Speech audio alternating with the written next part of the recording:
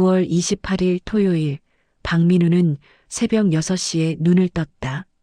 침대 옆 탁자에서 휴대폰 알람이 조용히 울렸다. 그는 알람을 끄고 조심스럽게 일어났다. 아내 정수아가 아직 자고 있었기 때문이다. 민우는 거실로 나와 창밖을 바라보았다. 하늘은 맑았고 선선한 바람이 불어올 것 같았다. 벌초하기엔 좋은 날씨였다. 그는 부엌으로 가서 물을 한 잔 마셨다. 냉장고에 아내가 준비해둔 김밥이 보였다.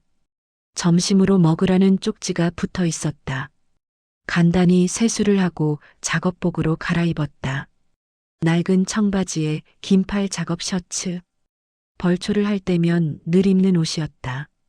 민우는 현관 앞 창고에서 장비를 챙겼다. 낫, 호미, 삽, 그리고 큰 물통. 모두 전날 밤 미리 준비해둔 것들이었다. 차에 짐을 실으며 그는 다시 한번 집을 돌아보았다. 작은 2층 단독주택. 결혼 후 10년 동안 살아온 보금자리였다. 그는 문이 잘 잠겼는지 확인하고 차에 올라탔다. 도서관 사서로 일하는 민우는 평소 조용하고 성실한 사람이었다. 15년째 같은 도서관에서 근무하며 마을 사람들에게는 책 박사님으로 통했다. 아이들은 그를 좋아했고 노인들은 그를 신뢰했다. 그는 누군가에게 해를 끼친 적이 없었고 적을 만들지도 않았다. 차를 몰고 산길로 향했다. 집에서 조상묘까지는 차로 20분 정도 걸렸다. 좁은 시골길을 따라 올라가는 동안 민우는 라디오를 켰다. 뉴스에서는 추석 연휴 교통 상황을 전하고 있었다. 산 입구에 도착한 시각은 오전 7시 30분이었다. 민우는 차를 길가에 세우고 짐을 내렸다. 휴대폰을 보니 아내에게서 문자가 와 있었다. 조심해서 다녀와요. 점심 꼭 먹고 너무 무리하지 마세요. 민우는 답장을 보냈다. 알았어. 오후 3시쯤 돌아갈게. 그는 휴대폰을 차 안에 두었다. 산에서 작업할 때는 방해되지 않도록 늘 차에 두고 갔다. 게다가 이 산속은 전파가 잘 잡히지 않았다. 민우는 배낭을 메고 낫을 들었다. 산길을 따라 천천히 올라가기 시작했다. 주변은 고요했다. 가끔 새소리가 들렸고 바람에 나뭇잎이 흔들리는 소리가 났다. 10분쯤 걸었을까? 민우는 갈림길에 섰다. 오른쪽은 조상 묘로 가는 익숙한 길이었고 왼쪽은 폐창고가 있는 쪽이었다. 그는 잠시 왼쪽을 바라보았다. 최근 들어 그쪽에서 이상한 소리가 들린다는 소문이 있었다. 중장비 소리와 사람들의 말소리. 하지만 민우는 고개를 저었다. 자신과는 상관없는 일이었다. 그는 오른쪽 길로 접어들었다. 묘소까지는 가파른 오르막이었다. 민우는 천천히 숨을 고르며 걸었다. 43세 나이에 체력이 예전 같지 않았다. 허리도 가끔 아팠고 무릎도 시큰거렸다. 오전 8시 10분 드디어 조상묘에 도착했다. 증조부와 증조모의 합장묘였다. 묘는 언덕 중턱에 있었고 아래로는 마을이 한눈에 내려다 보였다. 민우는 배낭을 내려놓고 주위를 둘러보았다. 풀이 무성하게 자라 있었다. 1년에 한 번씩 벌초를 했지만 산의 풀은 빠르게 자랐다. 할아버지, 할머니, 손자 왔습니다. 민우는 묘 앞에 절을 올렸다. 그리고 천천히 작업을 시작했다. 낫으로 풀을 베고 호미로 잡초를 뽑고 흙을 고르게 정리했다. 작업에 집중하다 보니 시간이 빠르게 흘렀다. 땀이 등을 타고 흘렀고 손에는 물집이 잡혔다. 하지만 민우는 꼼꼼하게 일을 마쳤다. 이것이 그가 조상에게 할 수 있는 최소한의 예의라고 생각했다. 정오가 되자 민우는 잠시 쉬기로 했다. 그는 묘 옆 그늘에 앉아 물을 마셨다. 아내가 싸준 김밥을 꺼내 먹으려는 순간 이상한 소리가 들렸다. 덜컹거리는 기계 소리였다. 멀리서 들려오는 것 같았지만 분명히 가까운 곳이었다. 민우는 고개를 들어 소리가 나는 쪽을 바라보았다. 폐창고 방향이었다. 그는 망설였다. 김밥을 먹고 그냥 내려갈까? 아니면 확인해 볼까? 호기심이 일었다. 민우는 원래 조심스러운 성격이었지만 동시에 궁금한 것을 그냥 지나치지 못하는 성격이기도 했다. 결국 그는 일어섰다. 김밥과 물통을 배낭에 넣고 낫을 들었다. 혹시 모를 일에 대비한 것이었다. 그는 폐창고 쪽으로 걸어가기 시작했다. 길은 험했다. 제대로 된 길이 아니라 짐승들이 다니는 오솔길이었다. 나무가지가 얼굴을 스쳤고 덤불이 옷을 긁었다. 하지만 민우는 계속 걸었다. 10분쯤 지났을까? 그는 언덕 위에 섰다. 아래로 폐창고가 보였다. 오래전 마을 공동 창고로 쓰이다 버려진 건물이었다. 그런데 창고 주변에 사람들이 보였다. 5명 정도 되는 남자들이 무언가를 나르고 있었다. 트럭 한 대가 창고 앞에 서 있었고 남자들은 큰 나무 상자들을 옮기고 있었다. 민우는 숨을 죽였다. 그들이 무엇을 하는지 정확히 알 수 없었지만 뭔가 수상했다. 왜 버려진 창고에서 이런 작업을 하는가? 왜 공개적으로 하지 않고 숨어서 하는가? 그가 더 가까이 다가가려는 순간 발밑에서 나뭇가지가 부러지는 소리가 났다. 딱 소리가 산속에 울렸다. 남자들이 일제히 고개를 들었다. 한 명이 민우가 있는 쪽을 가리켰다. 그리고 큰 소리로 외쳤다. 거기 누구야? 민우의 심장이 빠르게 뛰었다. 본능적으로 위험을 느꼈다. 그는 몸을 돌려 도망치기 시작했다. 잡아! 뒤에서 남자들의 외침이 들렸다. 발걸음 소리가 점점 가까워졌다. 민우는 숨이 찼지만 멈추지 않았다. 나뭇가지를 헤치고 돌부리를 피하며 달렸다. 하지만 그들은 더 빨랐다. 젊고 체력이 좋은 남자들이었다. 민우는 43의 나이와 도서관 사서라는 직업이 원망스러웠다. 갑자기 누군가 그의 어깨를 잡았다. 민우는 비틀거리며 넘어졌다. 땅바닥에 얼굴이 부딪혔고 입안에서 피맛이 났다. 이 새끼가. 거친 목소리가 들렸다. 그리고 민우의 시야가 흐릿해지기 시작했다. 뒤통수에 둔한 충격이 느껴졌다. 의식이 멀어져 갔다. 마지막으로 떠오른 건 아내 수아의 얼굴이었다. 그녀의 웃는 모습. 오늘 아침 보낸 문자. 조심해서 다녀와요. 민우는 미안하다고 말하고 싶었다. 하지만 입이 떨어지지 않았다. 그리고 모든 것이 어둠 속으로 사라졌다. 오후 3시 정수아는 거실 시계를 바라보았다. 민우가 돌아올 시간이었다. 그녀는 부엌에서 저녁 준비를 하며 현관 쪽을 힐끔힐끔 쳐다보았다. 차 소리가 들릴 때마다 가슴이 두근거렸지만 민우는 나타나지 않았다. 3시 30분이 되자 수아는 휴대폰을 들었다. 민우에게 전화를 걸었다. 신호음이 길게 울렸지만 받지 않았다. 한 번 더 걸어도 마찬가지였다. 음성사서함으로 넘어갔다. 여보, 나야. 왜 전화 안 받아? 벌써 3시 반인데. 연락해줘. 수아는 불안한 마음을 애써 누르며 다시 부엌으로 갔다. 아마 작업이 늦어지는 거겠지. 산에서는 예상보다 시간이 오래 걸릴 수 있으니까. 그녀는 스스로를 다독였다. 4시가 되었다. 여전히 민우는 돌아오지 않았다. 전화도 받지 않았다. 수아는 더 이상 참을 수 없었다. 그녀는 신발을 신고 집을 나섰다. 차를 몰고 산 입구로 향했다. 15분쯤 걸렸다. 산길 입구에 도착하자 민우의 차가 그대로 서 있는 게 보였다. 수아는 차를 세우고 뛰어내렸다.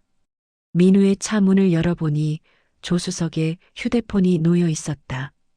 그래서 전화를 받지 못한 것이었다.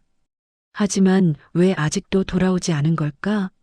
벌초는 보통 서너 시간이면 끝나는데 벌써 8시간이 넘게 지났다. 수아는 산길을 올려다보았다. 오후 4시에 햇살이 나무 사이로 비스듬히 들어왔다. 그녀는 잠시 망설이다가 산으로 오르기 시작했다. 운동화를 신고 있었지만 산길을 걷기엔 부족했다. 발이 미끄러지고 가지가 얼굴을 긁었다. 민우야, 여보. 수아는 큰 소리로 남편을 불렀다. 메아리만 돌아왔다. 그녀는 계속 걸었다. 숨이 차올랐지만 멈추지 않았다. 20분쯤 지나자 조상 묘가 보였다. 수아는 숨을 헐떡이며 묘소에 도착했다. 그리고 그 자리에 얼어붙었다. 풀이 여전히 무성했다.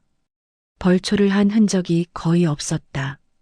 아니, 정확히 말하면 시작은 했지만 끝내지 못한 것처럼 보였다. 몇 군데 풀이 베어져 있었고 흙이 조금 정리되어 있었다. 하지만 절반도 안 된 상태였다. 수아는 주위를 둘러보았다. 민우의 낫이 풀밭에 떨어져 있었다. 물통도 묘 옆에 놓여 있었다. 하지만 민우는 없었다. 민우야, 어디 있어? 수아는 다시 소리쳤다. 목청이 터질 듯 외쳤지만 대답은 없었다. 공포가 밀려왔다. 무언가 잘못되었다. 심각하게 잘못되었다. 그녀는 휴대폰을 꺼내 119에 전화를 걸려다 멈췄다. 전파가 잡히지 않았다. 산속이라 신호가 약했다. 수아는 아래로 내려가야 한다는 걸 알았다. 하지만 발이 떨어지지 않았다. 다시 한번 주위를 살폈다. 그때 묘 뒤쪽에서 무언가 반짝이는 게 보였다. 수아는 다가가 그것을 집어들었다. 민우의 배낭이었다. 지퍼가 열려 있었고 안에는 먹다 만 김밥이 들어 있었다. 수아의 손이 떨렸다. 민우는 점심을 먹다가 어디론가 간 것이다. 아니, 가려고 했거나 아니면 끌려간 것일 수도 있다. 그녀는 땅을 자세히 살폈다. 풀과 흙 사이로 발자국이 보였다. 여러 개의 발자국. 민우의 것뿐만 아니라 다른 사람들의 것도 섞여 있었다. 그리고 그 발자국들은 묘소에서 서쪽으로 향하고 있었다. 수아는 발자국을 따라갔다. 덤불을 헤치고 나무 사이를 지나며 천천히 걸었다. 발자국은 점점 불규칙해졌다. 어떤 곳에서는 흙이 깊게 파여 있었고 나뭇가지가 부러진 흔적도 있었다. 그리고 수아는 그것을 발견했다. 땅바닥에 피가 묻어 있었다. 말라붙은 핏자국. 많지는 않았지만 분명한 핏자국이었다.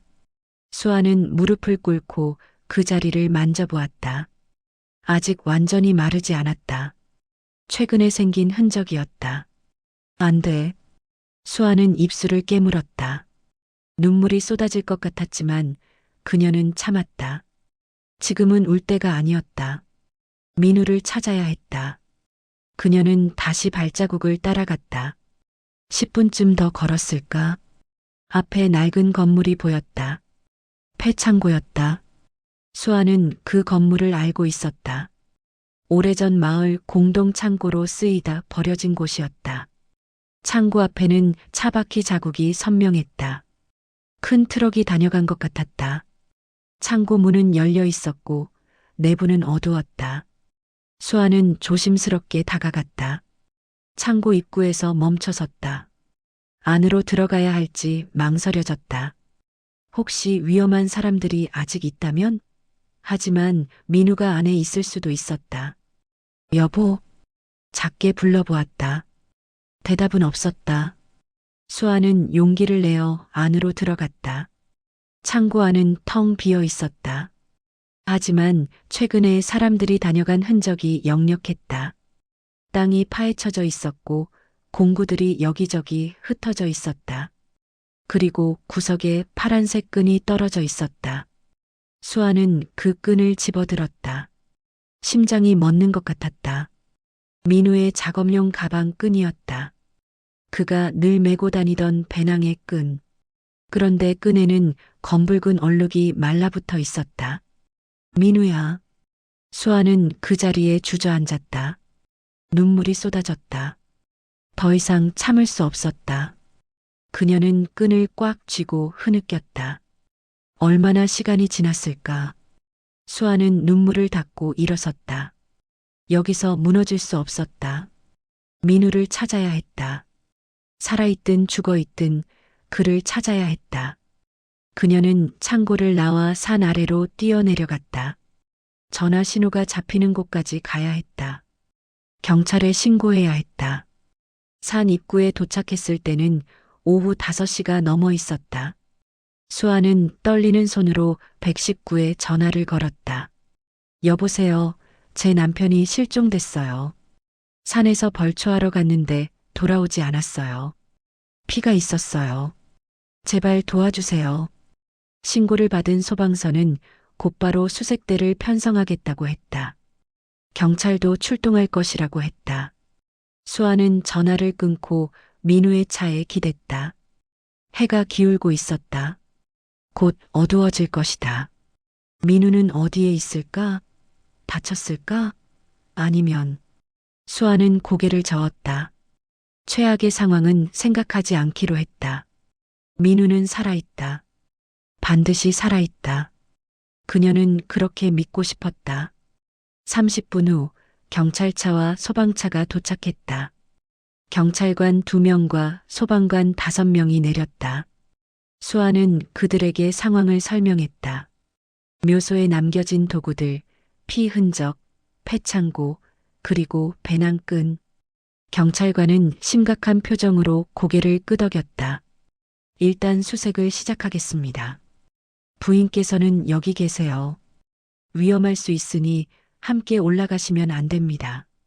하지만 저희를 믿으세요.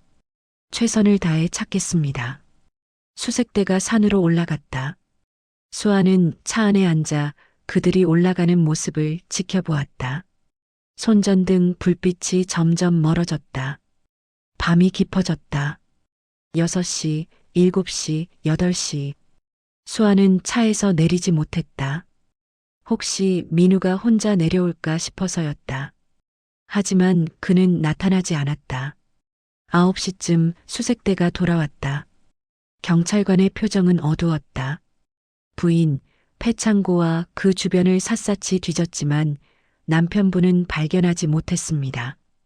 다만 창고 안에서 여러 가지 정황을 확인했습니다. 내일 아침 대규모 수색을 진행하겠습니다. 수아는 고개를 끄덕였다.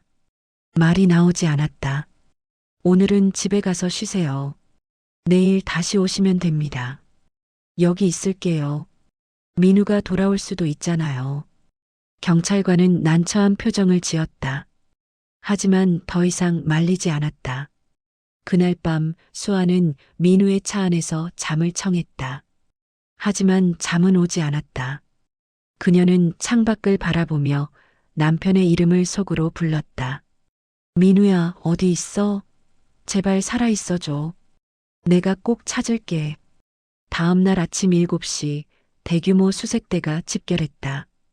경찰 10명, 소방관 15명, 그리고 마을 자원봉사자 20명 정도가 모였다. 수아는 밤새 차 안에서 뒤척이다 새벽에 겨우 눈을 붙였는데 사람들의 목소리에 잠에서 깼다.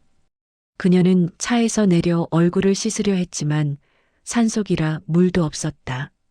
물티슈로 대충 얼굴을 닦고 수색대에게 다가갔다. 부인, 주무셨어요?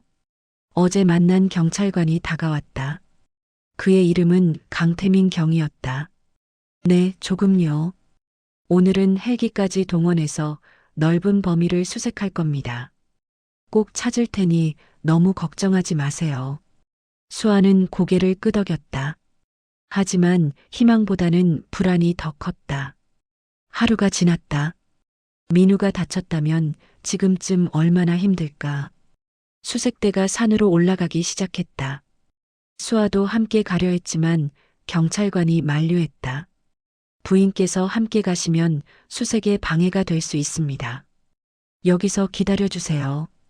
수아는 할 수 없이 산 입구에 남았다. 마을 사람 몇 명이 그녀 곁에 남아 있었다. 그중 한 명이 보온병에 담긴 커피를 건넸다. 드세요. 기운 차리셔야죠. 감사합니다. 수아는 커피를 마시며 마을 사람들을 둘러보았다. 대부분 낯익은 얼굴들이었다. 민우가 도서관에서 일하며 만났던 사람들. 하지만 몇몇은 낯선 얼굴도 있었다. 한 노인이 다가왔다. 70대로 보이는 남자였다. 부인, 제가 어제 이상한 걸 봤어요. 네. 뭘 보셨는데요? 저 산 쪽에서 트럭이 내려오는 걸 봤어요. 큰 트럭이었는데 덮개로 짐을 가려놓았더라고요. 수아는 귀를 기울였다. 언제요? 그저께 저녁이요. 그러니까 실종되기 하루 전이죠. 트럭이 산에서 뭘 했을까요? 노인은 고개를 저었다. 글쎄요. 근데 이상한 건 최근 들어 저 산에 사람들이 자주 드나들었다는 거예요. 밤에도 불빛이 보였어요. 다른 마을 사람이 거들었다. 맞아요. 저도 봤어요. 한 달 전쯤부터 수상한 사람들이 보이기 시작했어요. 문화재 조사단이라고 했던 것 같은데. 문화재 조사단? 수아는 처음 듣는 이야기였다. 네. 이 산에 옛날 절터가 있다고 해서 문화재청에서 조사를 나왔다고 들었어요. 근데 이상하게 조용히 일하더라고요. 원래 그런 조사는 공개적으로 하는 건데.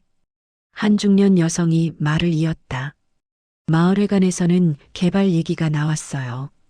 그 절터를 관광지로 만들면 마을에 돈이 들어온다고. 그래서 반대하는 사람이 없었죠. 수아는 미간을 찌푸렸다. 민우의 실종과 그 조사단이 관련이 있을까? 하지만 문화재 조사라면 합법적인 일이 아닌가? 그 조사단 사람들 지금도 산에 있나요? 모르겠어요. 요 며칠은 안 보이던데. 바로 그때 한 젊은 남자가 다가왔다. 20대 후반으로 보였다. 저 수아 씨 맞으시죠? 네, 맞는데요. 저는 최연우라고 해요. 도서관 자원봉사자였어요. 박민우 선생님한테 많이 배웠죠. 수아는 그를 기억했다. 대학생 때 도서관에서 봉사활동을 하던 청년이었다. 현우 씨, 여기 왜 왔어요? 선생님 실종 소식을 듣고 달려왔어요. 제가 아는 걸 말씀드리려고요. 현우는 주위를 둘러보더니 목소리를 낮췄다. 수아 씨, 선생님이 최근에 이상한 질문을 하셨어요. 무슨 질문? 마을 뒷산에 대한 역사 기록을 찾아달라고 하셨어요. 특히 조선시대 절터에 대한 자료요. 왜요? 잘 모르겠어요. 하지만 선생님이 뭔가 수상한 걸 눈치채신 것 같았어요. 며칠 전에 저한테 이 마을에서 뭔가 이상한 일이 벌어지고 있다고 말씀하셨거든요. 수아의 심장이 빨라졌다. 그게 뭔지 말씀하셨나요? 아니요. 확실하지 않다고 좀 더 확인해 보겠다고 하셨어요. 그게 마지막이었어요. 현우는 가방에서 서류 몇 장을 꺼냈다. 이게 제가 찾은 자료예요. 선생님한테 드리려던 건데 혹시 도움이 될까 싶어서 가져왔어요. 수아는 서류를 받아들었다. 옛날 지도와 문서들이었다. 조선시대 이 지역에 큰 사찰이 있었다는 기록이었다. 그리고 그 사찰에는 많은 문화재가 보관되어 있었다고 적혀 있었다. 이 절이 언제 없어진 거예요? 임진왜란 때 불타서 없어졌어요. 그 이후로 복원되지 않았고요. 근데 중요한 건 그 절에 있던 문화재들이 어디로 갔는지 기록이 없다는 거예요. 없다고요? 네. 일부는 다른 절로 옮겨졌다는 기록이 있지만 대부분은 행방불명이에요. 땅속에 묻혔을 거라는 추측만 있죠. 수아는 퍼즐이 맞춰지는 것 같았다. 문화재 조사단, 폐창고, 트럭, 그리고 민우의 실종. 모든 게 연결되어 있었다. 혹시 그 조사단이 문화재를 몰래 캐내려던 건 아닐까요? 현우가 고개를 끄덕였다. 저도 그렇게 생각해요. 그리고 선생님이 그걸 목격하신 거죠. 바로 그때 산에서 누군가 뛰어내려왔다. 소방관이었다. 부인, 뭔가 발견했습니다. 수아는 벌떡 일어섰다. 민우를 찾았어요? 아니요, 사람은 아니고 증거물 같은 걸 찾았습니다. 경위님이 부르십니다. 수아는 소방관을 따라 산으로 올라갔다. 숨이 차올랐지만 멈추지 않았다. 심장이 미친 듯이 뛰었다. 폐창고에 도착하자 경찰관들이 창고 안을 조사하고 있었다. 강태민 경위가 수아를 보고 다가왔다. 부인, 이것 좀 보세요. 그는 비닐봉지에 담긴 명함을 보여주었다. 명함에는 한국문화재연구소 마이너스 김상훈 연구원이라고 적혀 있었다. 이게 창고 안에서 발견됐습니다. 그런데 문제는 한국문화재연구소에 김상훈이란 사람이 없다는 겁니다. 확인해 봤더니 가짜 명함이에요. 그럼 불법 도굴단일 가능성이 높습니다. 창고 안에서 발견된 도구들도 문화재 발굴용이 아니라 도굴용이에요. 강경희는 창고 안쪽을 가리켰다. 더 심각한 건 여기서 땅을 파헤친 흔적이 있어요. 뭔가를 캐냈다가 급하게 메운 것 같습니다. 수아는 창고 안으로 들어갔다. 땅바닥 곳곳이 울퉁불퉁했다. 최근에 파헤쳐진 게 분명했다. 남편이 이걸 목격한 거군요. 그럴 가능성이 매우 높습니다. 그리고 강경희는 말을 멈췄다. 그들이 남편분을. 그는 끝까지 말하지 않았다. 하지만 수아는 알았다. 민우가 증인이 되는 걸 막으려고 그들이 무언가를 했을 거라는 뜻이었다. 제발 살아있게 해주세요. 수아는 간절히 기도했다. 강경희가 그녀의 어깨를 가볍게 두드렸다. 포기하지 마세요. 우리가 끝까지 찾을 겁니다. 그리고 범인들도 반드시 잡을 거예요. 그날 오후 경찰은 도굴 사건으로 수사 방향을 전환했다. 마을 사람들을 대상으로 조사가 시작되었고 CCTV 영상을 확보하기 시작했다. 하지만 민우는 여전히 발견되지 않았다. 수아는 산 입구를 떠나지 않았다. 혹시 민우가 돌아올까 싶어서였다. 해가 지고 다시 밤이 되었다. 수색은 중단되었고 내일 다시 재개될 예정이었다. 수아는 다시 차 안에서 밤을 보내야 했다. 창밖으로 어두운 산이 보였다. 저 어딘가에 민우가 있을 것이다. 살아있기를 그녀는 간절히 바랐다. 사흘째 아침 수색은 더욱 집중적으로 진행되었다. 경찰은 폐창고를 중심으로 반경 1km를 샅샅이 뒤지기 시작했다. 수아는 여전히 산 입구에서 기다렸지만 초조함은 점점 커져갔다. 오전 10시쯤 강태민 경위가 산에서 내려왔다. 그의 표정은 심각했다. 부인, 저희가 남편분이 벌초하던 묘소를 다시 정밀 조사했습니다. 뭘 발견하셨나요? 묘소 주변 풀이 거의 손대지 않은 상태였다는 게 이상했어요. 남편분이 작업을 시작하자마자 어딘가로 간 거죠. 그럼 누가 부른 건가요? 아니면 무언가를 보고 직접 확인하러 간 거겠죠. 그래서 묘소 주변을 더 자세히 살펴봤습니다. 강경희는 증거 사진을 보여주었다. 이게 묘소 뒤편 흙바닥입니다. 보이시죠? 여러 명의 발자국이 섞여 있어요. 수아는 사진을 자세히 들여다보았다. 크고 작은 발자국들이 어지럽게 찍혀 있었다. 최소 5명 이상이 이 주변을 오갔어요. 그리고 이것 좀 보세요. 다음 사진에는 땅에 길게 긁힌 자국이 보였다. 무언가를 끌고 간 흔적입니다. 무거운 물체를 아니면 사람을 끌고 간 것 같습니다. 수아의 얼굴이 창백해졌다. 민우를 아직 확실한 건 아닙니다. 하지만 이 자국들이 폐창고 방향으로 이어져 있어요. 강경희는 지도를 펼쳤다. 묘소에서 패창고까지 직선거리로 약 500m입니다. 험한 산길이지만 성인 남자 여러 명이면 충분히 끌고 갈 수 있는 거리죠. 나흘째 되는 날 경찰은 트럭 추적에 성공했다. 번호판 조회 결과 차량은 서울의 한 중고차 매매단지에서 일주일 전 렌트된 것으로 밝혀졌다. 렌트 계약자 이름은 가짜였지만 CCTV에 얼굴이 찍혔다. 강태민 경위가 수아를 찾아왔다. 부인 용의자를 특정했습니다. 전국에 수배령을 내렸어요. 잡을 수 있을까요? 시간 문제입니다. 이미 공안과 항만에 검문이 강화됐어요. 국내에 있다면 반드시 잡을 겁니다. 하지만 수아의 표정은 밝아지지 않았다. 민우는요? 그 사람들이 민우를 어디로 데려갔을까요? 강경희는 대답하지 못했다. 그도 알고 있었다. 시간이 지날수록 생존 가능성은 낮아진다는 것을. 부인, 오늘 폐창고를 다시 한번 철저히 조사하려고 합니다. 혹시 놓친 단서가 있을지 모르니까요. 함께 가시겠습니까? 수아는 고개를 끄덕였다. 그녀는 이미 며칠 동안 폐창고를 여러 번 들락날락했지만 다시 가볼 생각이었다. 오전 10시 수아는 경찰과 함께 폐창고로 향했다. 이번에는 과학수사팀도 함께였다. 그들은 특수 장비를 가지고 창고 내부를 정밀 조사하기 시작했다. 수아는 창고 입구에 서서 내부를 바라보았다.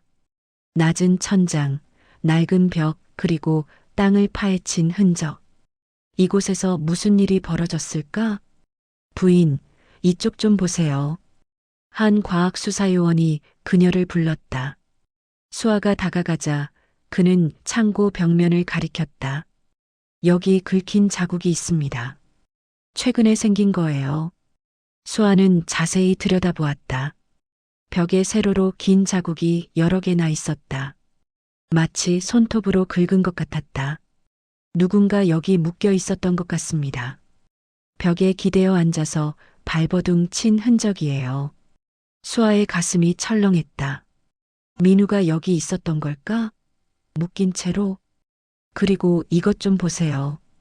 요원은 바닥을 비췄다. 그곳에 작은 파란색 조각이 떨어져 있었다. 천 조각이었다. 이게 뭔지 아세요? 수아는 그 천을 집어들었다. 순간 숨이 멎었다. 파란색 면직물. 민우가 벌초 갈 때 입었던 작업복과 같은 재질이었다. 이거 민우 옷이에요. 확실합니까? 네. 민우가 벌초할 때 늘 입는 작업복이 이 색깔이에요. 강경희가 다가와 천 조각을 확인했다. 증거물로 확보하겠습니다. 이제 확실해졌어요. 남편분이 이곳에 감금되어 있었습니다. 수아는 그 자리에 무릎을 꿇었다. 민우가 여기 있었다. 묶여서 두려워하며 도움을 청하며. 그녀는 눈을 감았다. 남편의 모습이 떠올랐다. 민우야. 그녀는 바닥에 손을 댔다. 차가운 시멘트 바닥이 손끝에 느껴졌다. 민우도 이 바닥에 앉아 있었을 것이다. 부인, 일어나세요. 강경희가 그녀를 부축했다. 수아는 천천히 일어섰다. 하지만 시선은 여전히 벽에 긁힌 자국에 고정되어 있었다. 더 조사해 보겠습니다. 다른 증거가 있을지 모르니까요. 과학수사요원들이 창고 구석구석을 살폈다.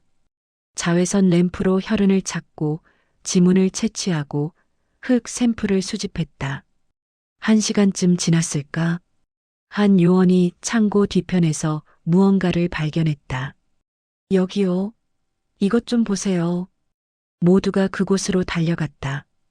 요원은 바닥에서 작은 금속 물체를 집어 올렸다. 낡은 열쇠였다. 이게 뭐의 열쇠일까요? 강경희가 열쇠를 살펴보았다. 오래된 자물쇠용 열쇠였다. 창고 자물쇠 열쇠일 수도 있어요. 아니면 그는 창고 문을 돌아보았다. 문에는 녹슨 자물쇠가 달려 있었다. 부서진 채로. 이 자물쇠 한번 확인해 봅시다.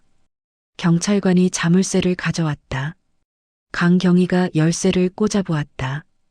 딸깍 소리와 함께 자물쇠가 열렸다. 맞네요.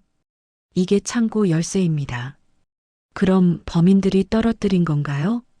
아니면 강경희는 수아를 바라보았다. 남편분이 떨어뜨린 걸 수도 있어요. 메시지로. 메시지요? 네. 자신이 여기 있었다는 걸 알리기 위해 탈출하려다 실패했을 수도 있고요. 수아는 열쇠를 바라보았다. 작은 열쇠 하나가 이렇게 큰 의미를 담고 있을 줄이야. 민우가 살아서 이걸 떨어뜨렸다는 거죠? 그럴 가능성이 있습니다. 희망이 솟아났다. 미약하지만 민우가 살아있을 가능성이 여전히 있다는 것이었다. 바로 그때 강경희의 휴대폰이 울렸다. 그는 전화를 받았다. 네, 강태민입니다. 네, 정말요? 지금 어디? 알겠습니다. 바로 가겠습니다. 그는 전화를 끊고 수아를 바라보았다. 얼굴에 긴장감이 역력했다. 부인 용의자 중 한 명을 검거했습니다. 정말요? 네. 부산 항구에서 배를 타려다 잡혔어요. 지금 경찰서로 호송 중입니다. 민우에 대해 알고 있을까요? 반드시 자백을 받아내겠습니다. 수아와 강경희는 급히 마을로 내려갔다. 경찰서까지는 차로 30분 거리였다. 수아는 조수석에 앉아 창밖을 바라보았다. 가슴이 두근거렸다. 드디어 진실을 알 수 있을까? 경찰서에 도착했을 때는 오후 2시였다. 용의자는 이미 조사실에 있었다. 강경희가 수아를 관찰실로 안내했다. 여기서 조사 과정을 지켜보실 수 있습니다. 일방향 유리라 저쪽에서는 보이지 않아요. 수아는 유리창 너머로 조사실을 바라보았다. 한 남자가 의자에 앉아 있었다. 30대 중반으로 보이는 남자였다. 얼굴에는 피로와 두려움이 가득했다.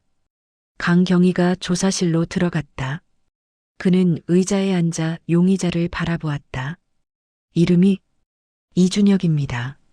직업은 무직입니다. 왜 부산 항구에서 배를 타려고 했나? 이준혁은 대답하지 않았다. 강경희가 책상을 탁 쳤다. 답하세요. 도망치려고 했습니다. 왜 도망쳐야 했죠? 문화재 도굴에 연루되어서죠. 그리고 박민우 씨 실종 사건에도. 이준혁의 얼굴이 창백해졌다. 저는 몰랐어요. 그냥 일당을 받고 짐 나르는 일만 했어요. 짐? 어떤 짐? 상자들이요. 무거운 나무 상자들. 그 안에 뭐가 들어 있었죠? 몰라요. 열어보지 말라고 했어요. 강경희는 서류를 꺼냈다. 거짓말하지 마세요. 당신은 도굴단의 일원이에요. 문화재를 불법으로 발굴해서 판매하려던. 아니에요. 저는 그냥 고용된 거예요. 돈이 필요해서. 그럼 박민우 씨는요? 그분도 짐이었나요? 이준혁은 입을 다물었다. 강경희가 다시 물었다.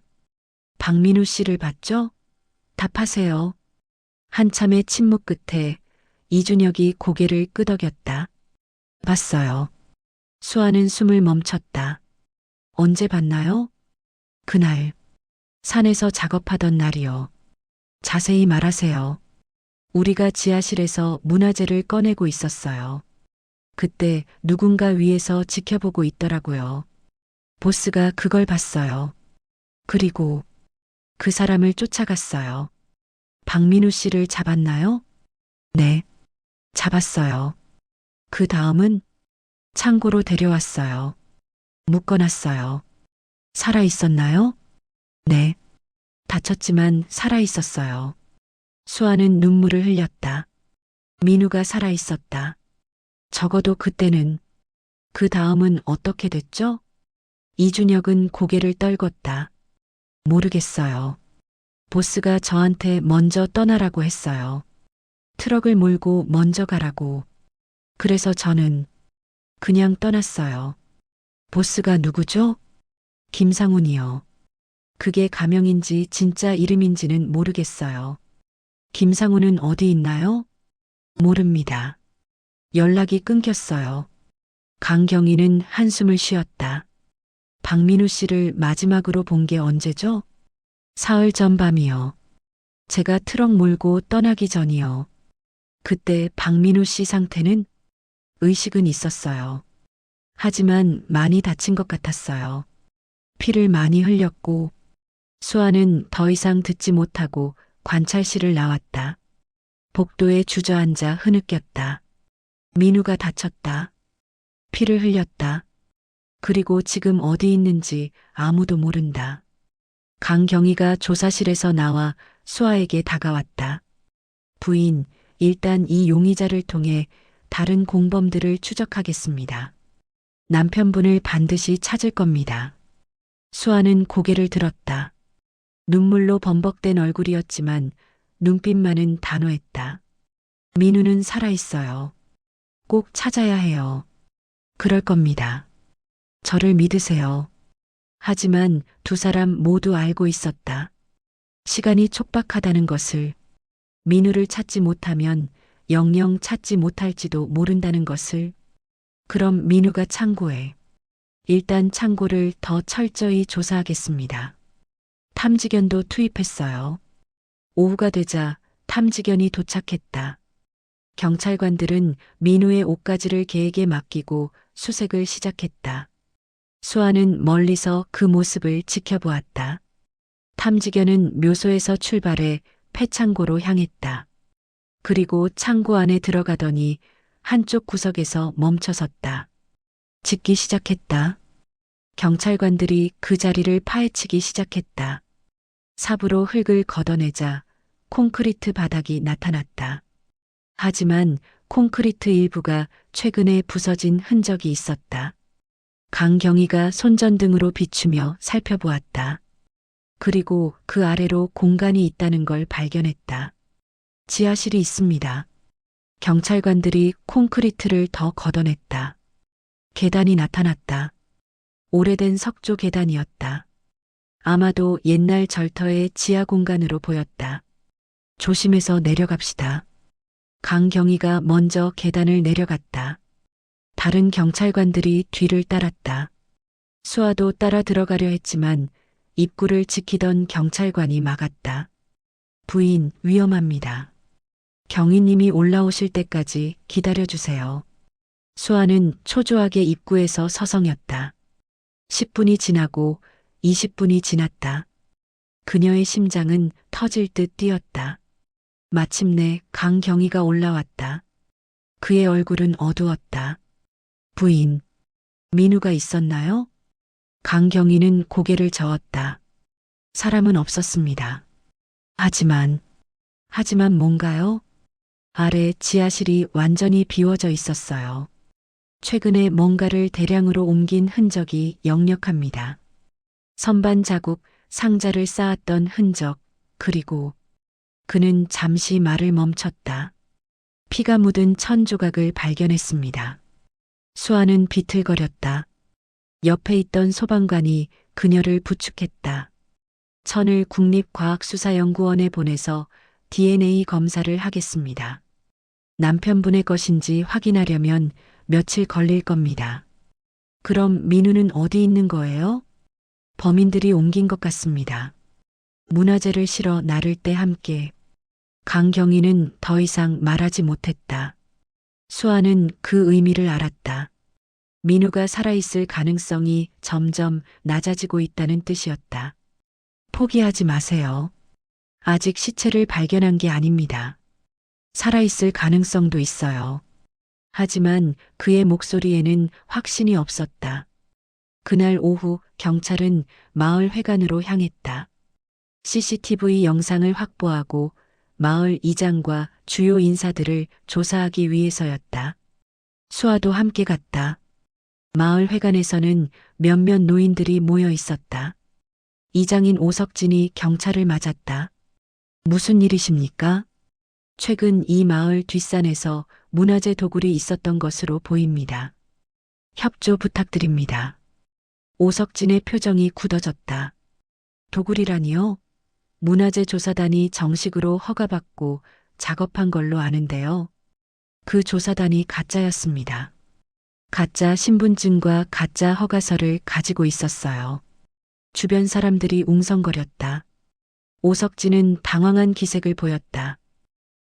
저희는 몰랐습니다. 그쪽에서 시청 허가서를 보여줘서 믿었던 거예요. 그 허가서를 보관하고 계십니까?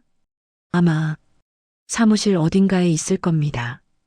이장은 서류함을 뒤지기 시작했다. 하지만 허가서는 발견되지 않았다. 이상하네요. 분명히 여기 두었는데. 강경희는 의심스러운 눈빛으로 이장을 바라보았다. 혹시 그 조사단 사람들과 금전 거래가 있었습니까? 무슨 말씀이십니까? 우리는 그냥 마을 발전을 위해 협조했을 뿐입니다. 마을 발전이요? 네. 그쪽에서 절터를 관광지로 개발하면 마을에도 이익이 된다고 했어요. 숙박시설도 짓고 식당도 들어오고. 강경희는 한숨을 쉬었다. 이장님, 그건 미끼였습니다. 그들은 문화재를 훔쳐 팔려던 범죄자들이에요. 그리고 그 과정에서 박민우 씨가 실종되었습니다.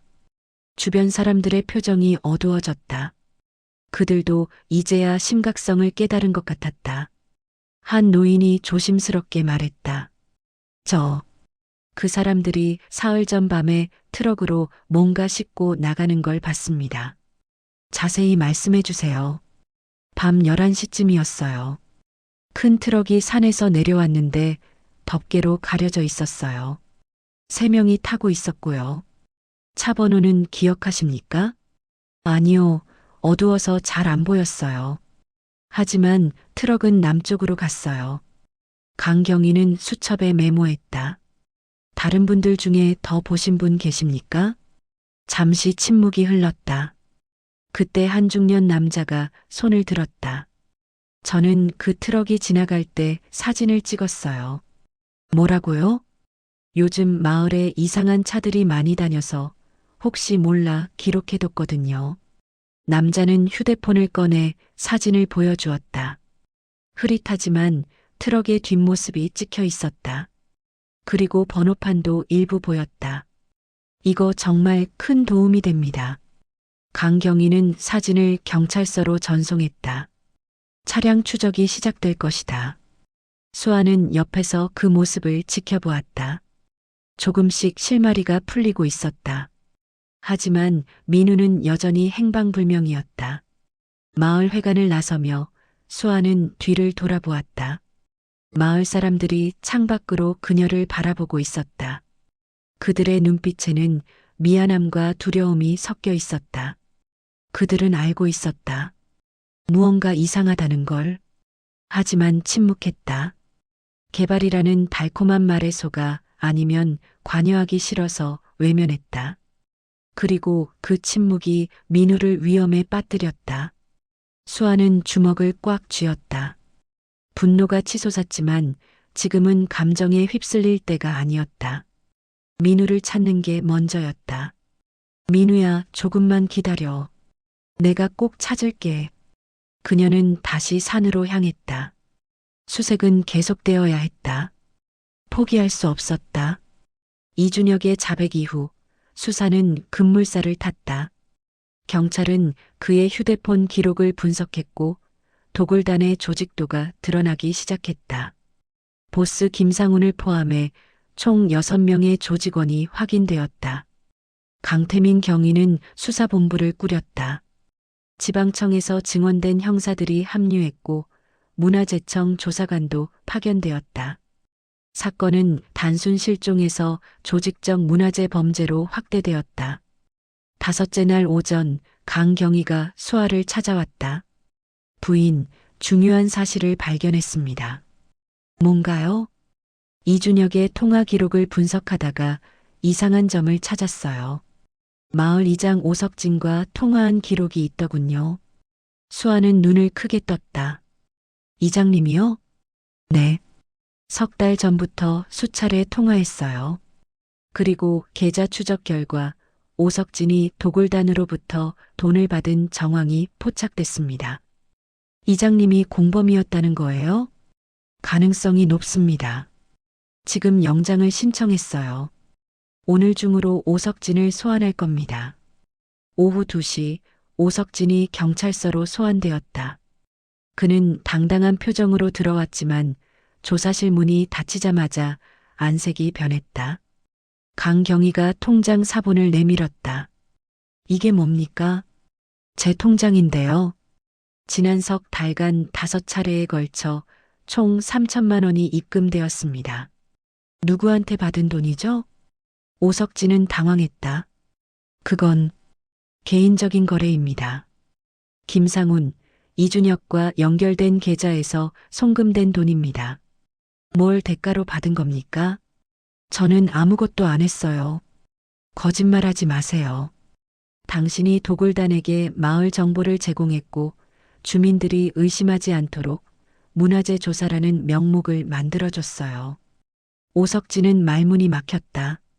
한참 후에야 그가 입을 열었다. 저는 몰랐어요. 진짜 문화재 조사인 줄 알았어요.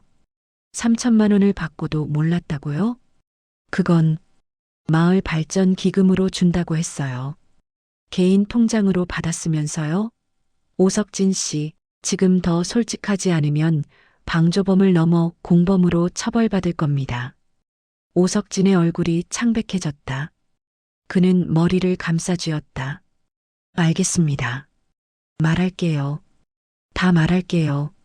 강경희가 녹음기를 켰다. 처음부터 말하세요. 석 달 전에 김상훈이라는 사람이 저를 찾아왔어요. 뒷산 절터에 문화재가 묻혀 있다는 정보를 입수했다고 하더군요. 계속하세요. 그 사람이 제안을 했어요. 자기들이 문화재를 캐내면 일부를 박물관에 기증하고 나머지는 판매하겠다고.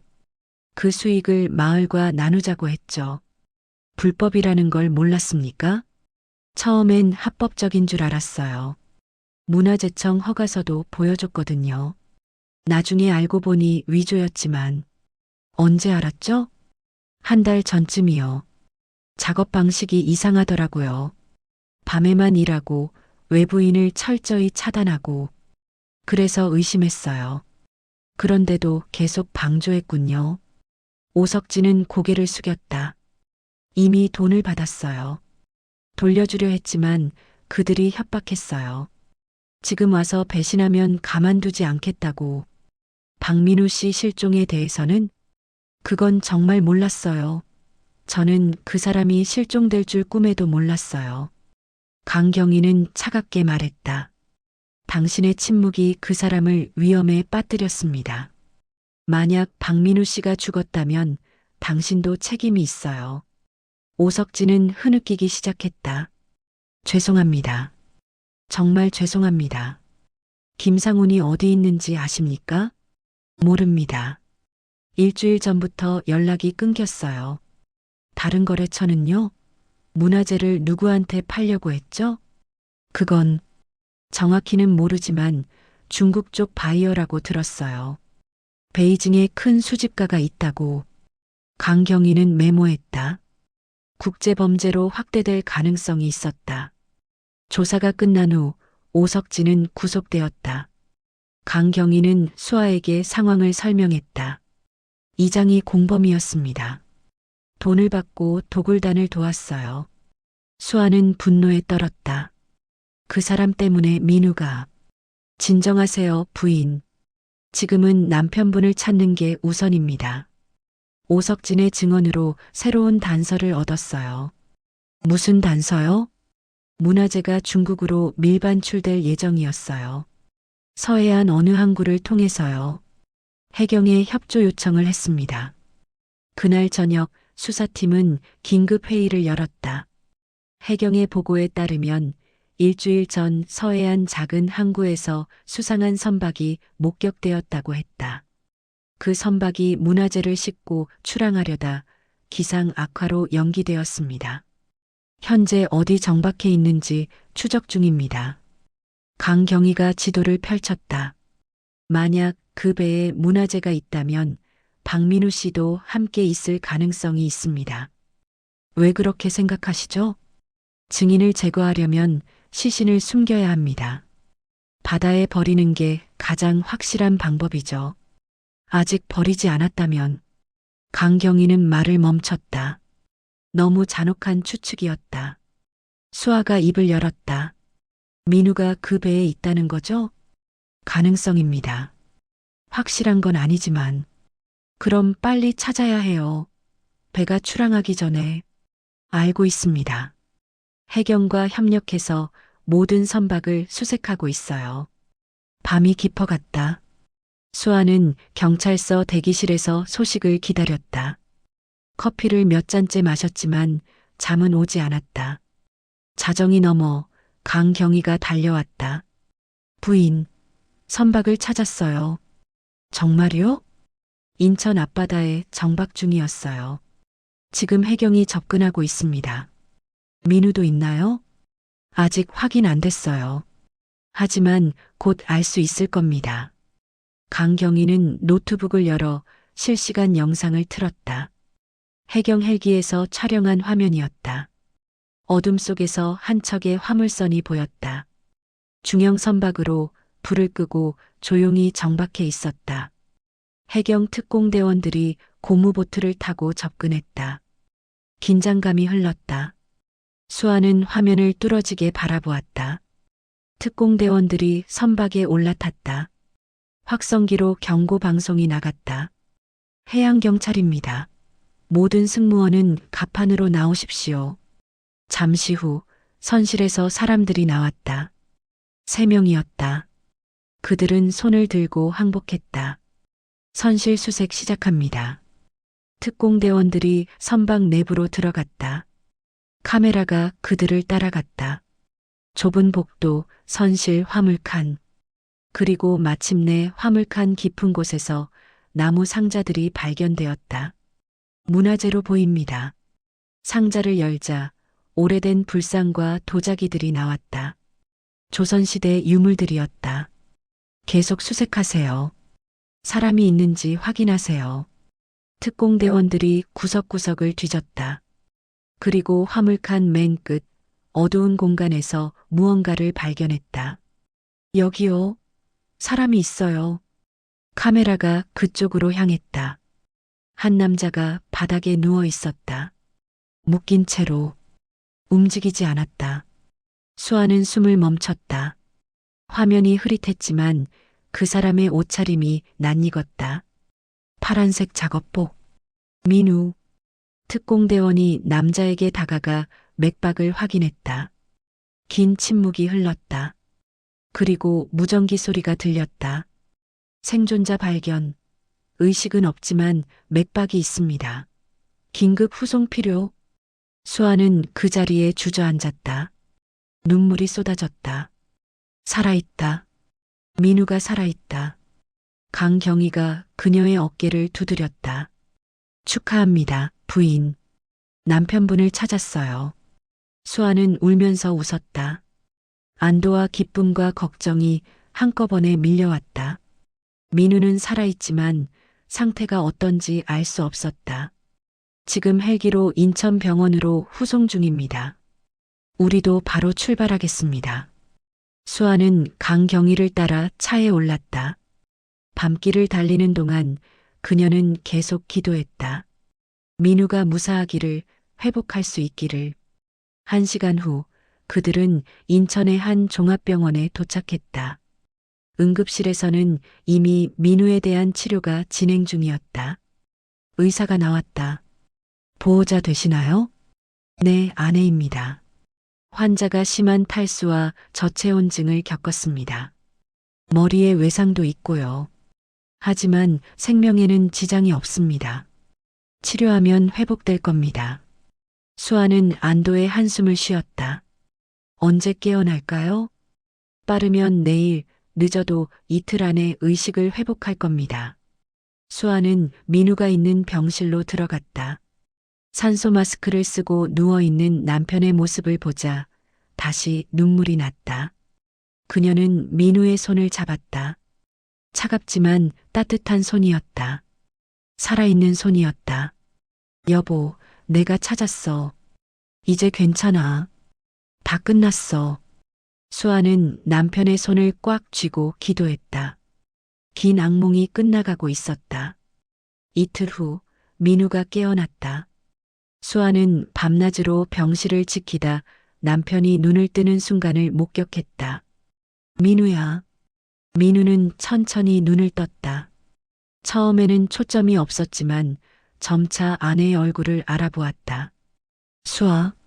목소리는 쉬어 있었지만 분명히 민우의 목소리였다. 수아는 눈물을 흘리며 남편의 손을 꽉 잡았다. 괜찮아. 이제 안전해. 다 끝났어. 민우는 천천히 주위를 둘러보았다. 여기가 어디야? 병원이야. 인천병원. 당신을 찾았어. 혜경이 당신을 구했어. 민우는 눈을 감았다. 기억이 조금씩 돌아오는 것 같았다. 산, 폐창고, 어두운 선실. 얼마나? 시간이 지났어? 일주일이야. 당신이 실종된 지 일주일 만에 찾았어. 의사가 들어와 민우의 상태를 확인했다. 의식이 돌아왔군요. 좋은 징조입니다. 하지만 아직 몸이 많이 약해져 있어요. 천천히 회복해야 합니다. 민우는 며칠 동안 병원에서 치료받았다. 탈수와 외상은 차츰 나아졌지만 심리적 충격은 쉽게 가시지 않았다. 밤마다 악몽에 시달렸고 갑작스러운 소리에 놀라곤 했다. 일주일 후 경찰 조사가 시작되었다. 강태민 경위가 병실을 찾아왔다. 박민우 씨 몸 상태가 좀 어떠십니까? 많이 나아졌습니다. 죄송하지만 사건에 대해 여쭤봐야 할 게 있습니다. 괜찮으시겠어요? 민우는 고개를 끄덕였다. 수아가 그의 손을 잡았다. 천천히 말씀하세요. 기억나는 대로.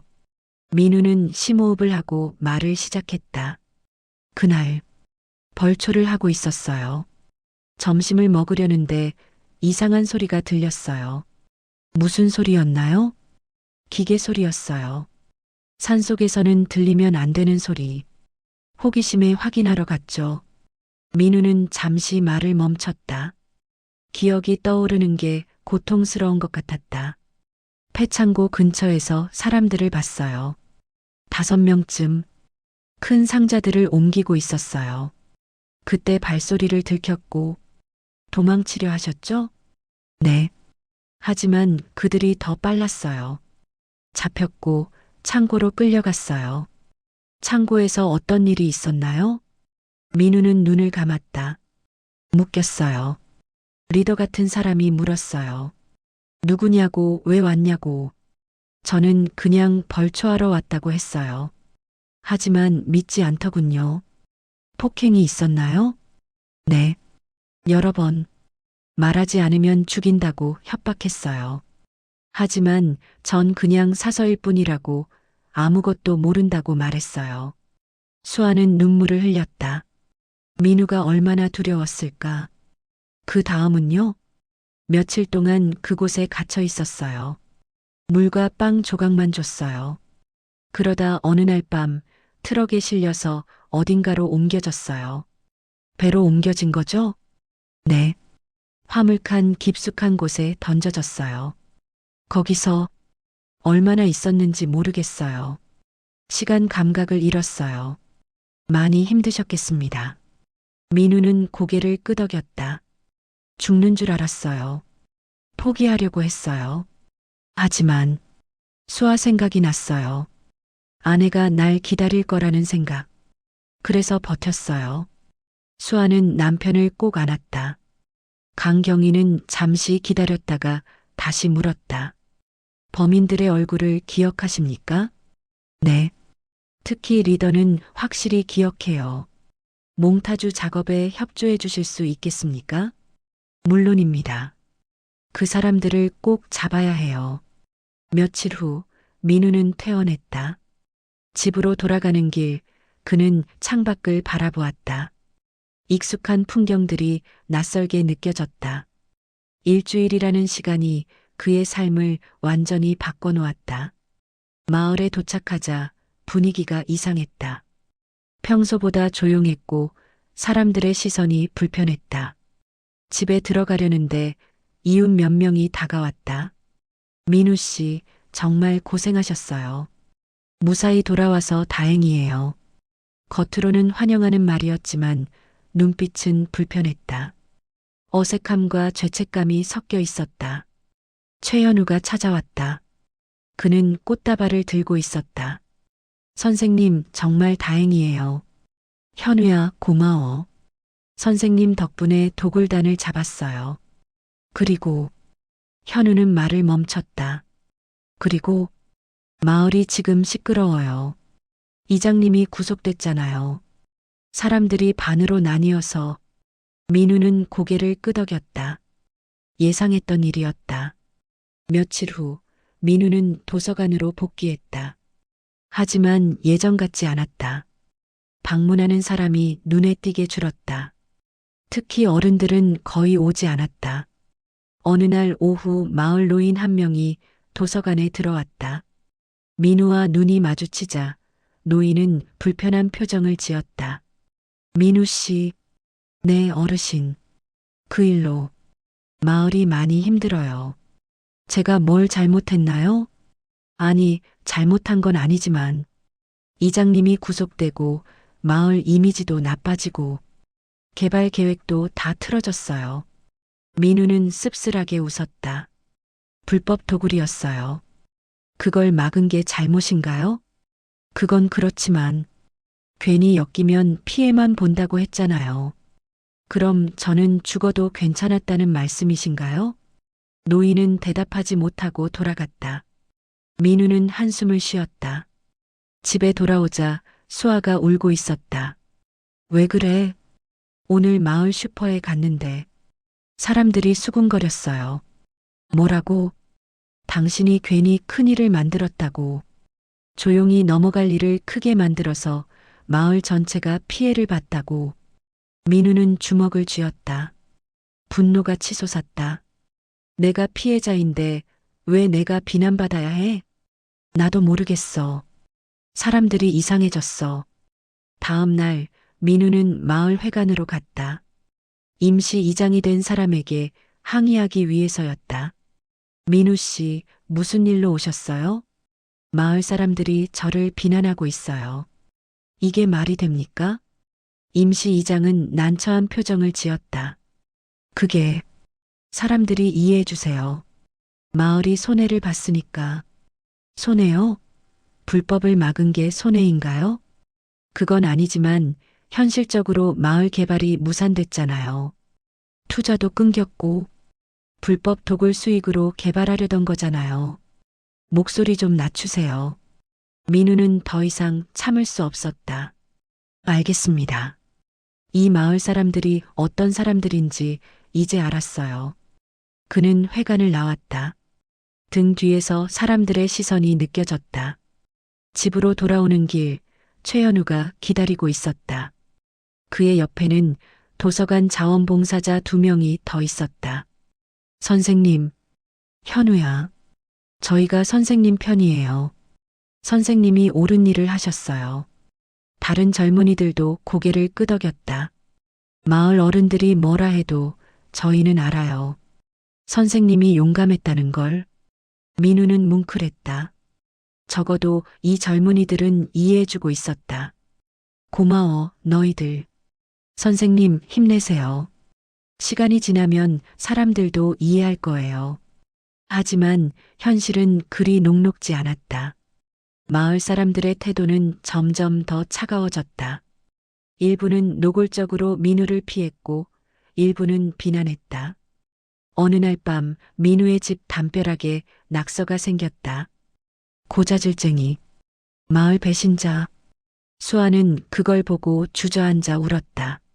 민우는 조용히 페인트를 가져와 낙서를 지웠다. 우리가 잘못한 게 아니야. 알아. 하지만 너무 힘들어. 견뎌야 해.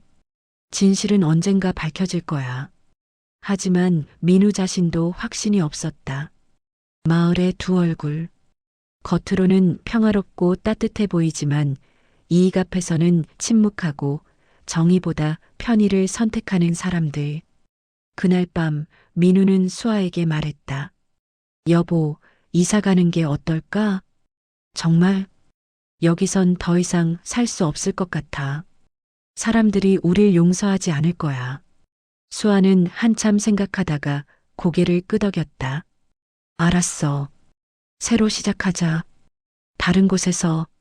하지만 떠나기 전 민우가 하고 싶은 일이 있었다. 진실을 기록으로 남기는 것. 도서관 사서로서 그는 이 사건을 정리해 기록으로 남기기로 했다. 마을 사람들이 언젠가 이 기록을 읽고 자신들이 무엇을 잃었는지 깨닫기를, 그리고 정의가 무엇인지 다시 생각해 보기를. 민우는 그렇게 희망했다. 하지만 지금 당장은 그저 살아남는 것만으로도 버거웠다. 2달이 지났다. 가을이 깊어지고 겨울이 다가왔다. 경찰 수사는 마무리 단계에 접어들었다. 도굴단의 주요 인물들이 모두 검거되었고 재판이 시작되었다. 강태민 경위가 민우를 찾아왔다. 박민우 씨, 다음 주에 첫 공판이 열립니다. 증인으로 출석해 주셔야 합니다. 알겠습니다. 그리고 좋은 소식이 있습니다. 김상훈을 검거했어요. 민우의 눈이 커졌다. 어디서요? 태국에 숨어 있었습니다. 인터폴의 협조로 체포해서 어제 한국으로 송환했어요. 다행이네요. 그 사람이 자백했습니다. 모든 것을, 도굴 계획부터 당신을 납치한 것까지. 강경희는 서류를 꺼냈다.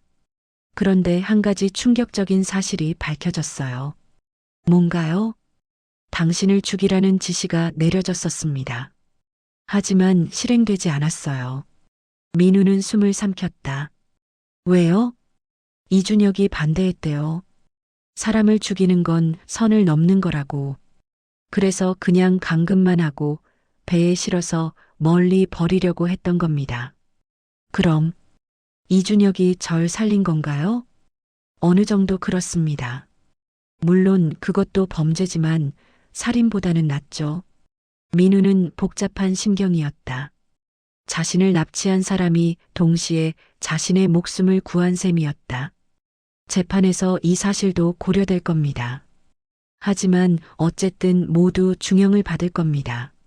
문화재는 어떻게 됐나요? 모두 회수했습니다. 국립박물관에서 보관 중이고 곧 복원 작업이 시작될 거예요. 조선시대 유물로 매우 귀중한 것들이었습니다. 그나마 다행이네요. 강경희는 잠시 망설이다가 물었다. 박민우 씨, 마을에서 어떻게 지내세요? 민우는 씁쓸하게 웃었다. 떠나기로 했어요. 다음 달에 서울로 이사 갑니다. 그럴 줄 알았습니다. 마을 분위기가 좋지 않다고 들었어요. 사람들이 저를 용서하지 않더군요. 마을에 피해를 줬다고. 그건 잘못된 생각입니다. 당신은 옳은 일을 했어요.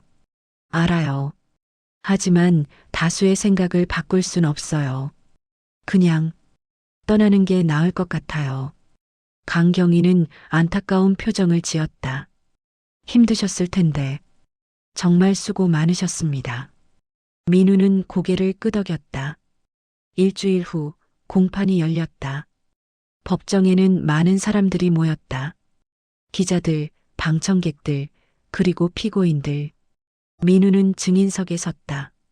마주 보이는 곳에 김상훈이 앉아 있었다. 그 남자의 얼굴을 다시 보니 그날의 공포가 되살아났다. 하지만 민우는 떨리는 목소리를 가다듬고 증언을 시작했다. 저는 그날 벌초를 하러 갔습니다. 그리고 우연히 도굴 현장을 목격했습니다. 그는 모든 것을 말했다. 목격한 것, 도망치려 했던 것, 납치당한 것, 감금되었던 것. 법정은 숨죽이며 그의 증언을 들었다. 그들은 저를 죽이려 했습니다. 하지만 한 사람이 반대했고 그래서 살아남을 수 있었습니다. 판사가 물었다. 증인은 피고인들이 처벌받기를 원하십니까? 민우는 잠시 생각했다. 처벌받아야 합니다. 하지만 동시에 이해하고 싶습니다. 왜 그들이 그런 선택을 했는지, 그리고 우리 사회가 왜 그런 범죄를 막지 못했는지. 재판은 여러 날 계속되었다. 최종적으로 김상우는 징역 10년, 이준혁은 징역 5년을 선고받았다. 다른 공범들도 각각 실형을 받았다. 마을 이장 오석진은 징역 3년의 집행유예를 받았다. 재판이 끝난 후 민우와 수아는 짐을 쌌다. 10년 넘게 살았던 집을 떠나는 것은 쉽지 않았다. 하지만 더 이상 이곳에 머물 수 없었다. 이사 가기 전날 최연우와 젊은 봉사자들이 찾아왔다. 그들은 작은 선물을 가져왔다. 선생님, 이거 받으세요. 액자였다. 도서관 아이들이 그린 그림과 메시지들이 담겨 있었다. 선생님 고마워요. 용감한 선생님.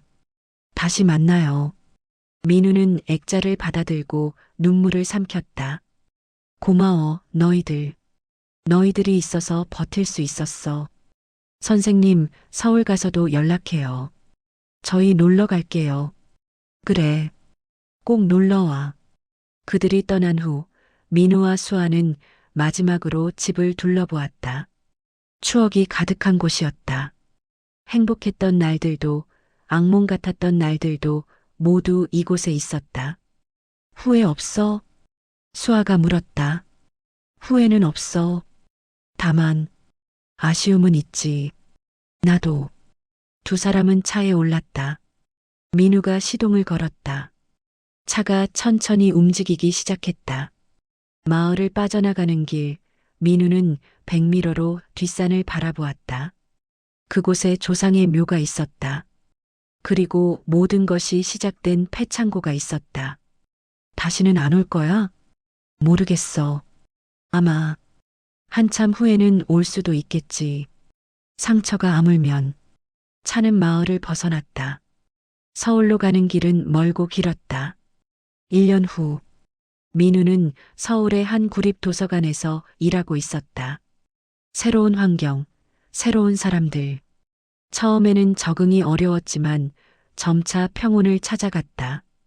어느 날 우편물이 도착했다. 최연우가 보낸 편지였다. 선생님, 잘 지내시죠? 저는 대학원에 진학했어요. 문화재 보호를 전공하기로 했어요. 선생님 사건을 보고 결심했어요. 이런 일이 다시는 일어나지 않도록 제가 문화재를 지키는 사람이 되겠어요. 그리고 마을 소식 전해드릴게요. 요즘 젊은 사람들이 마을 회관을 점령했어요. 새로운 이장도 젊은 사람으로 뽑혔고요. 변화가 시작되고 있어요. 느리지만 확실하게. 선생님이 뿌린 씨앗이 싹트고 있어요. 아직 멀었지만 언젠가 선생님께서 자랑스러워하실 마을이 될 거예요. 민우는 편지를 읽으며 미소 지었다. 모든 것이 헛되지 않았다는 생각이 들었다. 그날 저녁 민우와 수아는 한강변을 걸었다. 가을바람이 선선하게 불었다. 여보, 추석이 다가오네. 응. 올해는 벌초 어떻게 할 거야? 민우는 잠시 망설였다. 가봐야겠지. 조상님 묘는 여전히 거기 있으니까. 혼자 가긴 무섭지 않아? 이제는 괜찮아. 그리고 진 것 같아서 싫어. 두려움에게 지고 싶지 않아. 수아는 남편의 손을 꽉 잡았다. 같이 가자. 내가 함께 갈게. 고마워. 추석 전날 민우와 수아는 마을로 향했다. 1년 만이었다. 차가 마을에 들어서자 풍경은 예전과 비슷했다. 하지만 뭔가 달라진 것 같기도 했다. 산으로 올라가는 길, 몇몇 사람들이 그들을 보았다.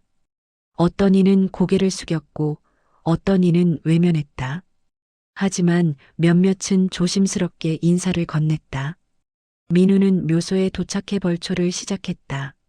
수아가 옆에서 도왔다. 1년 만에 벌초는 힘들었지만 함께해서 외롭지 않았다. 작업을 마치고 두 사람은 묘 앞에 절을 올렸다. 할아버지, 할머니, 손자가 또 왔습니다. 많은 일이 있었지만 이제 괜찮습니다. 걱정 마세요. 민우는 일어서서 주위를 둘러보았다. 저 아래로 마을이 보였다. 그리고 멀리 폐창고가 보였다. 경찰 테이프가 아직 둘러쳐져 있었다. 다시는 저런 일이 없었으면 좋겠어. 수아가 말했다. 그러려면 사람들이 변해야 해. 침묵하지 말고 용기 내야 해. 그게 쉽지 않잖아. 알아. 하지만 누군가는 시작해야지. 두 사람은 천천히 산을 내려왔다. 차에 오르기 전 민우는 한 번 더 뒷산을 돌아보았다. 또 올 거야? 응. 내년에도 그 다음 해에도. 이건 내 의무니까. 차는 다시 서울로 향했다. 하지만 이번에는 좀 더 가벼운 마음이었다. 상처는 남아있지만 아물고 있었다. 몇 년 후 그 폐창고는 작은 박물관으로 개조되었다. 문화재 보호 교육관이라는 이름으로. 그곳에는 도굴의 역사와 문화재 보호의 중요성을 알리는 전시물들이 있었다. 그리고 한쪽 벽면에는 작은 명패가 걸려 있었다. 이 사건을 세상에 알린 박민우 씨에게 감사를 표합니다. 민우는 그 소식을 듣고도 마을을 찾지 않았다. 아직 시간이 더 필요했다. 하지만 언젠가 상처가 완전히 아물면 그곳을 찾아갈 생각이었다. 그리고 마을 사람들에게 말하고 싶었다. 용서는 하겠지만 잊지는 않겠습니다. 해마다 추석이면 민우는 여전히 산을 오른다. 바람에 흔들리는 억새밭 속에서 그는 조상에게 절을 올리고 자신에게도 다짐한다. 두려워하지 말자. 옳은 일을 하자. 그의 이야기는 끝나지 않았다. 여전히 진행 중이었다. 상처와 함께, 희망과 함께. 억새풀이 바람에 흔들릴 때마다 민우는 그날을 기억한다. 그리고 다짐한다. 다시는 침묵하지 않겠다고. 그것이 그가 배운 것이었다. 살아남은 자의 책임이었다.